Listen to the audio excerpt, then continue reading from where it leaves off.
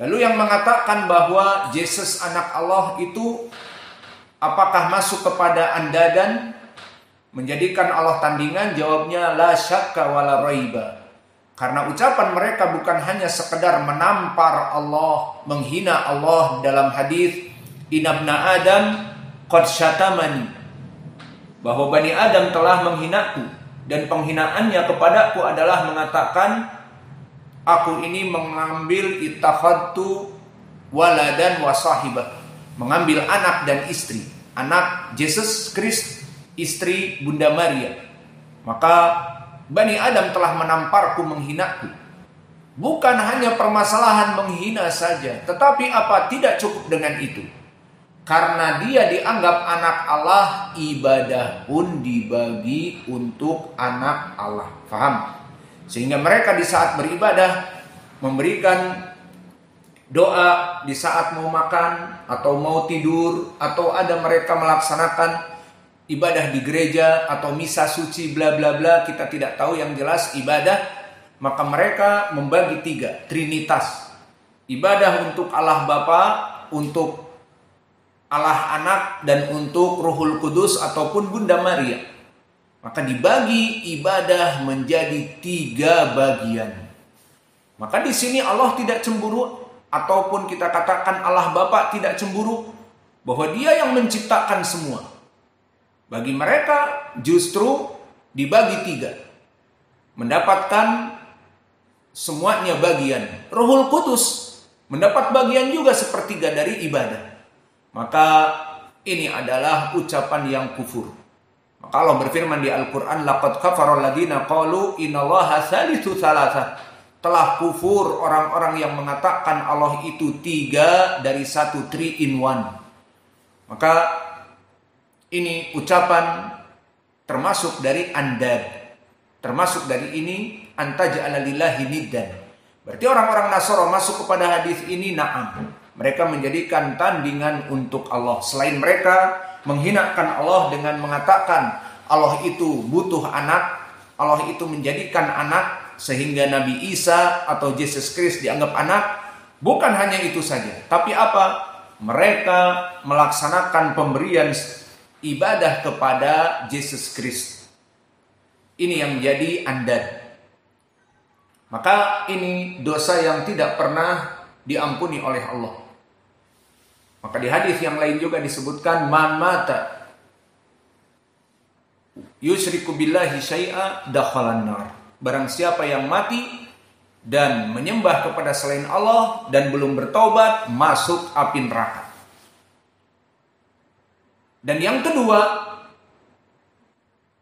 setelah dikatakan summa ayun, lalu apa setelah itu? Di sini jatuh derajatnya. Dari derajat yang pertama, derajat yang paling besar dan tidak pernah diampuni oleh Allah, kepada derajat yang kedua, apa? Kumpulan dosa-dosa besar. Maka dosa-dosa besar al-kabair dibedakan oleh para ulama dengan dosa syirik. Maka syirik upgrade-nya di atas daripada dosa kabair. Maksudnya dosa syirik dari kibair, namun lebih dari itu. Sesuai dengan ayat-ayat Al-Quran, inna syirka la dzulmun adzim, bahwa sungguhnya kesyirikan itu adalah dosa yang paling besar. Maka diklasifikasikan dosa tertinggi syirik, tidak pernah diampuni oleh Allah jika belum bertaubat. Dan yang kedua turun, apa? Dosa al-kabair. Dan al-kabair di sini banyak. Di antaranya 2 perkara yang akan kita bahas setelahnya.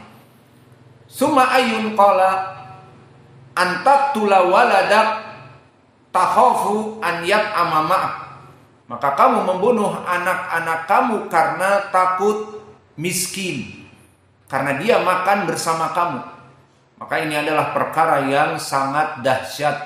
Bagaimana dulu orang-orang jahiliyah benar-benar stupid, benar-benar ignorant, benar-benar jahil.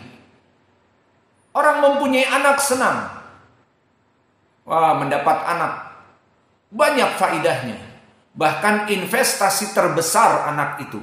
Lebih daripada surat tanah, lebih daripada mobil mewah, lebih daripada motor gede, moge, maka yang namanya anak, dia pewaris pertama dari kekayaan. Jika dia kaya raya, diberikan kepada anaknya. Dan yang kedua, di dalam Islam, dia adalah yang akan memberikan doa-doa dan mengangkat derajatnya di surga karena anak ini. Maka jika dia meninggal bapaknya, tidak ada yang bisa menyambung pahala kecuali anaknya dengan nas di hadis yang diriwayatkan oleh Imam Muslim dari Abi Hurairah. Inna ibna Adam idza mata inqata'a amalahu illa bi ihda salas. Sungguhnya Bani Adam jika meninggal maka tidak akan bersambung dengan urusan akhiratnya kecuali 3 perkara. Siapa yang menyambung anak tadi dengan catatan dia soleh. Waladun soleh yad'u lahu. Seorang anak yang soleh mendoakan bapaknya. Maka kalau dia mempunyai anak 15, semuanya mendoakan untuk bapaknya, untuk ibunya. Faidah apa tidak? Maka kenapa takut miskin kemudian dibunuh? Maka orang-orang jahiliyah dulu benar-benar zaman jahiliyah, benar-benar bodoh. Mereka membunuh anak-anak mereka takut ikut makan dengan mereka. Allahul musta'an. Dan juga dari keutamaan anak yang soleh investasi bahkan meningkatkan derajat kedua orang tuanya dari surga yang lebih layak, lebih baik, lebih tinggi upgrade-nya. Seperti di dalam hadis dari Abi Hurairah di Ashabis Sunan, fa inna ibna Adam qad rufi'a manzilatahu fil jannah. Bahwa seorang Bani Adam diangkat oleh Allah derajatnya menjadi upgrade, irtifa darajah fil jannah. Faqala hada rajul alladhi rufi'a manzilatahu fil jannah ayu hada ya Rabb. Apa atas sebab apa wahai Allah aku dinaikkan derajatnya? Bi ai syai ya Rasulullah, ya Allah, bi ai syai. Kenapa? Karena dia telah meninggal. Dan kemudian dia tahu dari perbuatan dia masuk kepada surga alif misalnya, tingkat grade 1. Kemudian dinaikkan oleh Allah menjadi grade 2, kelompok kedua, yang lebih tinggi derajatnya. Maka orang ini mengatakan bi ai syai'in, apa yang menyebabkan aku seperti ini? Padahal dia dulu meninggal mengamalkan amal-amal orang biasa. Misalnya bukan dai ilallah, bukan bahkan para nabi. Tapi kok dinaikkan derajatnya? Maka apa jawab Allah? Bidu'ai au bistighfari waladika sholih. Di sini istighfar, intinya sama. Beristighfar, berdoa. Maka doa anak-anak yang soleh dan istighfar anak-anak yang soleh mengupgrade surga bapaknya dari kelas yang misalnya ekonomi menjadi VIP, atau kelas yang VIP menjadi kelas sultan, kelas di atas VIP. Maka seperti itu. Maka punya anak sangat menguntungkan jika anak-anaknya soleh, apalagi lucu-lucu. Anak kucing jadinya. Kalau anak kucing gimana? Kita punya anak kucing banyak. Kucing-kucing Anggora sama Himalaya. Mereka akan mengangkat kita di akhirat, mengalir pahalanya. Atau lebih naik derajatnya ke surga. Alhasil laisa walad soleh. Ada kucing yang soleh, ada kucing yang tidak soleh, namun bukan walad kita. Itu waladnya Sufyan dan Susan, bukan anak kita. Ya, al-muhim, inilah keutamaan dari mempunyai anak yang soleh. Maka orang-orang tua kalian, wahai para penuntut ilmu yang hadir di sini, bapak-bapak kalian mengharapkan kalian menjadi anak yang soleh. Maka kalian serius belajar dan jangan menipu diri kalian. Dikiranya bapak kalian rajin, padahal kalian tukang tidur. Dipikirnya kalian rajin beribadah, padahal kalian tidak pernah beribadah. Tidak sholat sunnah yang wajib-wajib saja, tidak sholat malam. Dipikirnya bapak kalian mujtahid mustafid, ternyata hafalannya susah dan malas. Dan lebih dari itu, diharapkan oleh bapak kalian menjadi anak yang soleh, bahkan menjadi santri yang buruk, pembohong, pencuri misalnya. Apalagi di pondok yang bercampur dengan perempuan, malah pacaran. Maka sayang, bapak-bapak kalian di sana dalam keadaan rindu, tidak bertemu dengan kalian, dan mengejawantahkan rasa kerinduan dengan memberikan kepada kalian uang dan sebagainya. Namun di sisi lain dipergunakan untuk perkara-perkara yang buruk dan malas dan sebagainya. Maka please, jangan kecewakan orang tua kalian.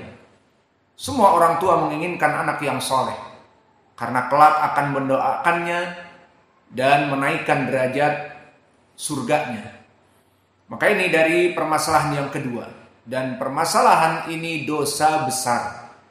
Jika tidak bertobat atasnya, bagaimana dengan dosa yang terakhir, tahta masyiatillah? Maka Allah jika menginginkan dia di api neraka, masuk api neraka. Jika Allah menginginkan dia langsung masuk surga, langsung masuk surga.